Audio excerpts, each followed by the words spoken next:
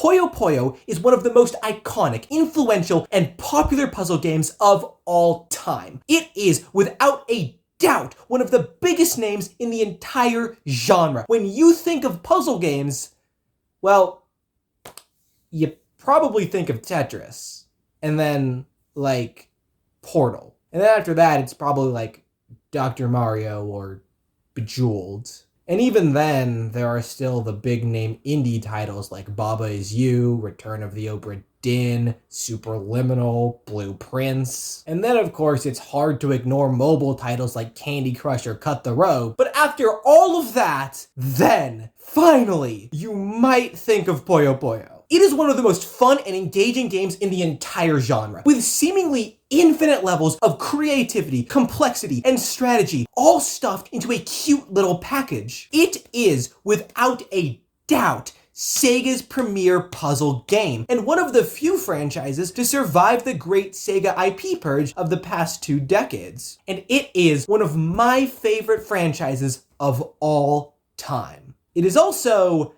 not the subject of the video. Because while I do absolutely love this franchise, Sega has a long history of creating and abandoning a lot of unique and exciting puzzle games that, much like a lot of the company's classic library, have all but been forgotten. And I think they deserve better. So without further ado, here are just a few of Sega's other incredible puzzle games. Columns is another of my all-time favorite puzzle games. Long before Sega ever took ownership of the Puyo Puyo franchise, they were in desperate need of a puzzle game all their own. And that need led to the creation of Columns. And where would the industry even be without fucking Columns? Oh, damn, really?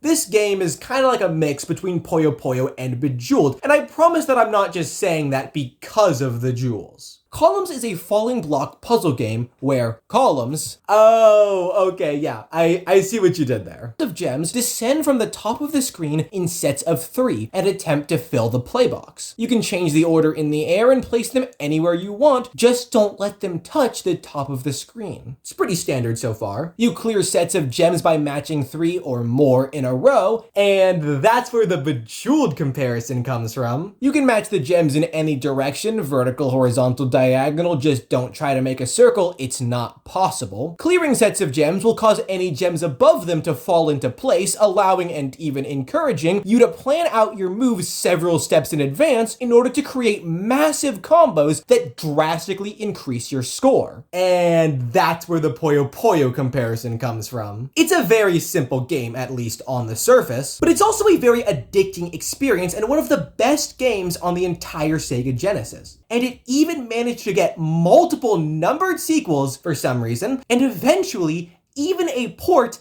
to, of all things, the Nintendo fucking Power, making it technically the first ever Sega developed game to release on a Nintendo home console all the way back in 1999. Okay? Moving on to Sega's next home console, the Sega Saturn, Baku Baku Animal is another falling block puzzle game where you clear the screen by matching blocks of the same color. It might not sound like the most unique concept, but Baku Baku Animal sets itself apart from other similar games with its unique block clearing method. Each color block has a specific food attached to it, and you have to match the blocks to their corresponding animals. Monkeys eat bananas, rabbits eat carrots, I eat a pizza alone in my car, etc., etc. And of course, the more blocks you clear, the higher your score. It's a very weird and ridiculous game that fits in perfectly with Sega's very big library of weird and ridiculous games, and its cute, charming, playful aesthetic really makes it stand out in a genre where it's very difficult to make a lasting impression, allowing it to stand as a stark reminder that the Sega Saturn, or at least its library, deserved better. Moving on to Sega's final and arguably coolest home console, Chu Chu Rocket was the Dreamcast's premier original puzzle game. Just don't tell Sega Swirl he thinks he's on the team. Chu Chu Rocket is a game all about guiding groups of mice into rocket ships to escape the hungry cat monsters that are chasing them. Because I guess things got real weird at NASA after the budget cuts. You direct mice with a limited number of directional panels and solve a diverse and increasingly difficult roster of complex and creative puzzles, all within a painfully strict time limit. If you remember those mouse puzzles from Deltarune Chapter 2, it's basically the same thing. This is definitely the game that inspired those.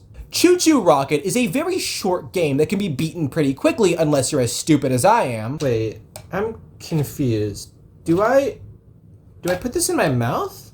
But it's also a very satisfying experience and a very unique idea that I haven't really seen done anywhere else in a meaningful capacity. Homages don't count. And the PvP versus mode and custom stage editor add a lot to the overall playtime. For example, I spent 8 minutes making this. And it's even credited as the first ever home console game to ship with online multiplayer, which is just crazy. Why this one? Chu Chu Rocket was received very well at launch and even got a sequel on the Game Boy Advance before disappearing off the face of the earth until 20 years later, when it finally received a new entry in September of 2022 as an Apple Arcade exclusive. Which means that no one ever played it, and the game that was supposed to be the franchise's big revival probably signed its death warrant instead. But hey, if nothing else, we'll always have Chapter 2 of Deltarune. And speaking of dead games that no one remembers, Sega Swirl is a relatively unique and not so relatively obscure take on the tile-matching puzzle game genre. It was originally developed exclusively for PC and then later ported to the Dreamcast web browser so Dreamcast owners could have anything to do on these things. The core gameplay is very simple. Each level has a randomly generated set of colorful tiles and you need to make them all disappear by clicking on them. A perfect example of a game purpose-built to run in browsers that could never work anywhere else. Never mind. The goal of the game is to clear the entire screen as quickly and efficiently as possible. You can, in theory, do this one swirl at a time, like a psychopath, but each swirl you click on will delete any adjacent swirls of the same color, and the larger the combo, the higher the score. It is by no means the most complicated game out there, but it does come with some minor complexities that turn a would-be time waster into a much more substantial game. Each level comes with an increasingly difficult list of objectives that you need to complete in order to progress to the next one. And even without those objectives, there is still a level of strategy here. The order in which you clear the tiles has a massive impact on both your ability to complete the quest list and the size of your score. Me personally, I like to clear a lot of the smaller sets and individual tiles right at the start so that I can set up a really big combo early on. There admittedly isn't a lot to talk about with this one, which is probably why I've never seen anyone else even mention it before. But it's such an obscure little oddity in the history of a company full of obscure little oddities that I just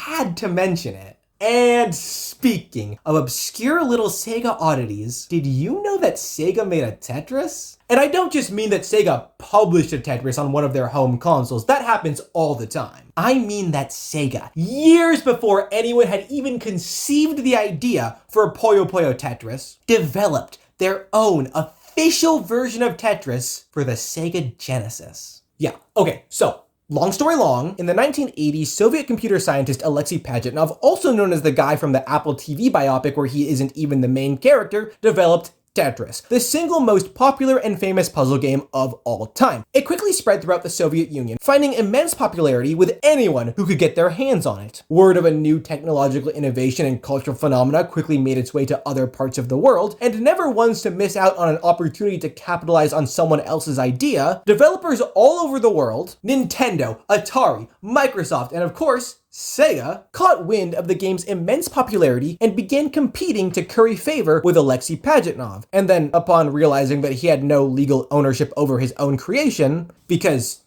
Soviet Union, they quickly turned their attention to the Soviet government. The full story is a very long and complex tale full of miscommunication, misunderstanding, language barriers, corporate backstabbing, and near constant violation of copyright law and licensing rights. But the short version is, almost everyone thought that they had secured the console rights, with companies like Sega and Atari unknowingly developing unlicensed bootlegs of the now iconic puzzle game, but the exclusive distribution rights ended up going to Nintendo, who quickly developed their own version of Tetris for the NES and Game Boy, a version which quickly became a best-selling title on both systems and was even directly credited for the Game Boy's immense commercial success, a statement that made Game Boy creator Gunpei Yokoi so angry that he developed his own puzzle game, Dr. Mario, just to spite then Nintendo president Hiroshi Yamauchi for daring to credit the Game Boy's massive success to a foreign product. Needless to say, Nintendo's Tetris was a massive success, and Sega's Tetris would never see a home console release. But it would eventually make its way to arcades when Sega managed to secure those distribution rights. And then, roughly 30 years later, Sega would release the Sega Genesis Mini, a plug-and-play reproduction of Sega's most successful home console, complete with 40 beloved, iconic Sega Genesis titles, and the original, previously unreleased Sega Genesis version of Tetris, which is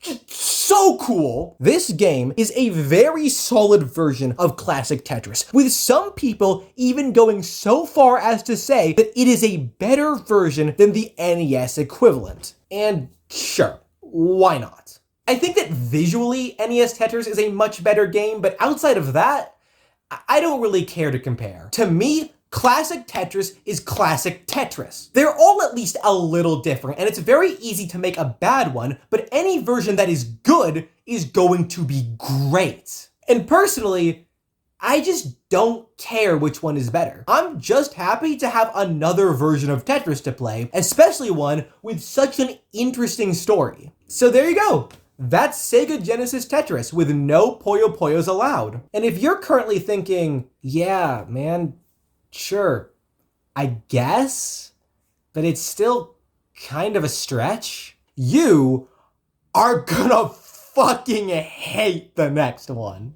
Did you guys know that Sega owns Atlas? Yeah, the industry legends behind Persona, Shin Megami Tensei, and Metapeak ReFantasypeak, owned by Sega. Did you also know that they made a puzzle game? Catherine is a story-based cinematic puzzle platformer all about this gross, weird freak who cheats on his girlfriend and is punished with nightly dreams where he and the other sinners of the world are turned into sheep and forced to climb an endless, rapidly crumbling tower while rushing to escape monstrous manifestations of their real-world guilt. It is a very intense game, to say the least. The twist? If you die in the dream, you die in real life. So basically the same rules as every dream I've ever had my entire life. The core gameplay sees the player frantically climbing the tower, strategically pushing and pulling its many blocks to form a path to safety through any means necessary. It is without a doubt one of the most complex and interesting games I have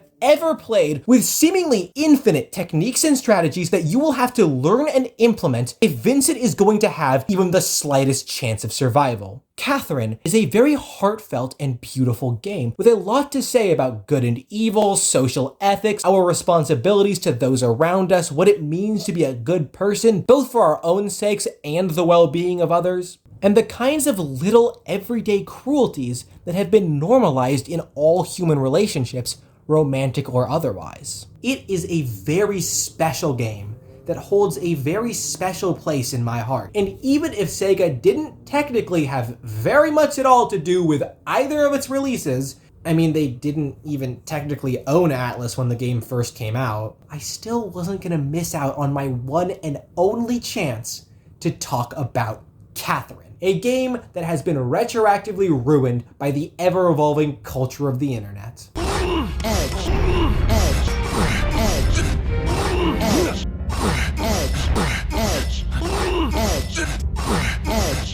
Genuine question, how am I supposed to take any of this seriously anymore? We're nearing the end of our time, but we can't just end things on Catherine. I mean, what is it even doing here? Sega didn't make this game. I want to finish big with a true blue, wholly original, Sega developed and published puzzle game. And fortunately, I am spoiled for choice. Doki Doki Penguin Land is an arcade original puzzle platformer where you manipulate the level environment to push an egg towards the goal without breaking it. Panic! Can't forget that exclamation point. Is a very weird, to say the least, point-and-click adventure game developed for the Sega CD, and it fits right in with the other beloved and iconic point-and-click adventure games of the era. Puzzle and Action is a series of puzzle-themed minigame compilations that almost play like a slower-paced, more drawn-out WarioWare years before WarioWare was ever created.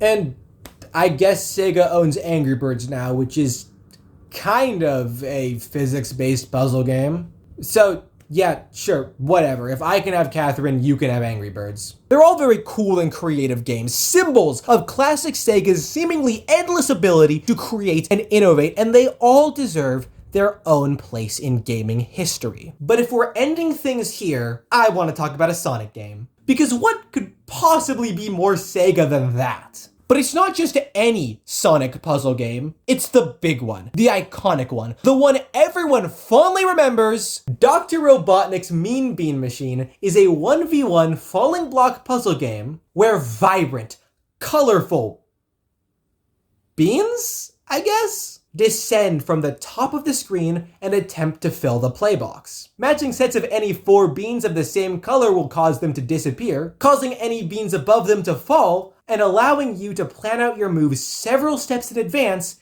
in order to create massive combos that drastically increase your score. It's Puyo Puyo. It's Puyo Puyo. The whole game is just a reskin of Puyo Puyo that defeats the purpose of the entire video. What are we even doing here? Turn the camera off! Turn off that camera!